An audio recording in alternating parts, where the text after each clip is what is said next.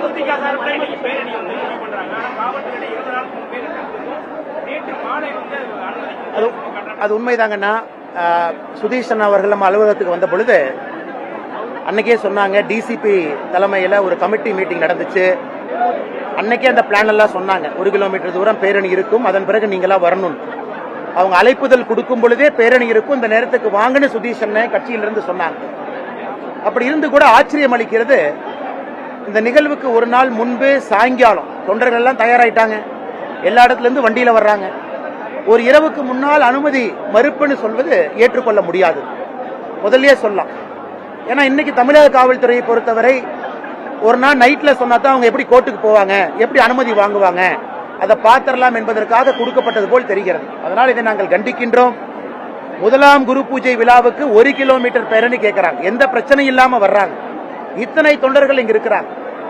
இத்தனை தொண்டர்களை நீங்க ஒரு பேரணியில அமைதியான வழியில கொண்டு வந்துட்டாவே பாதி பிரச்சனை முடிஞ்சது. எல்லாரும் வந்து அமைதியா பார்த்துட்டு போயிருவாங்க. அதற்கும் வழி கொடுக்கலனா தொண்டர்கள் எல்லோரும் சிதறி சிதறி வெளியே இருக்கிறாங்க. அதனால் காவல்துறை இன்னும் கொஞ்சம் அதை பெட்டரா ஹேண்டில் பண்ணியிருக்கணும், அதை சரியா ஹேண்டில் பண்ணல. அதனால் எங்களுடைய வன்மையான கண்டனங்களையும் நாங்கள் பதிவு செய்கின்றோம்.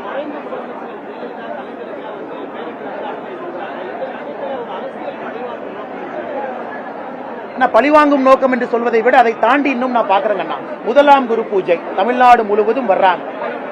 1 கிலோமீட்டர் பேரணி, அவங்க அந்த நகரம் முழுவதும் போகணும், 50 கிலோமீட்டர் போகணும்லாம் கேட்கல, 1 கிலோமீட்டர் கேட்கறாங்க. அது பாலத்து மேல ஏறி இறங்கணும், டிராபிக் அழகா டைவர்ட் பண்ணலாம், எந்த பிரச்சனையும் இல்லாம பண்ணலாம். அதனால் நிச்சயமாக இது அரசியல் காழ்ப்புணர்ச்சியாகத்தான் நாங்க பார்க்கிறோம். அது முதலமைச்சருக்கே போய் பத்திரிகை கொடுக்கிறாங்க. இது முதலமைச்சருக்கும் தெரியும், எல்லோருக்கும் தெரியும். அப்படி இருந்தும் கூட அது சரிவர நடத்தாம இருக்கிறாங்க. காவல்துறையை பொறுத்தவரை நிறைய தவறுகள் செய்ய ஆரம்பிக்கிறாங்க. ஆளும் கட்சியினுடைய அந்த அத்துமீறல் வந்து இன்னைக்கு காவல்துறையினுடைய கைகளை கட்டி போட்டிருக்கிறாங்க. அதனால் காவல்துறை இனியாவது தங்களை திருத்திக் கொள்ள வேண்டும் என்பது எங்களுடைய பணிவான வேண்டுகோள் காவல்துறை. நன்றிங்க. இங்கிலீஷ் அண்ணா, உங்க மைக் எங்கன்னா இருக்கு? மைக் இங்க இருக்கா? English. Today is the first anniversary of our beloved Captain Sri Vijaykanth அவர்கள், a man who always stood for the masses, who has introduced 54 directors to Tamil cinema, who always took extreme care and well-being about the people who are part of the film industry. He has done many hats, and one of the most important being the head of a political party. He has shown in Tamil Nadu a third force is possible. So today our former governor Tamilisi Akka, myself and all the leaders, we have come here to pay homage to Captain Vijaykanth on the first anniversary in the Captain Hall.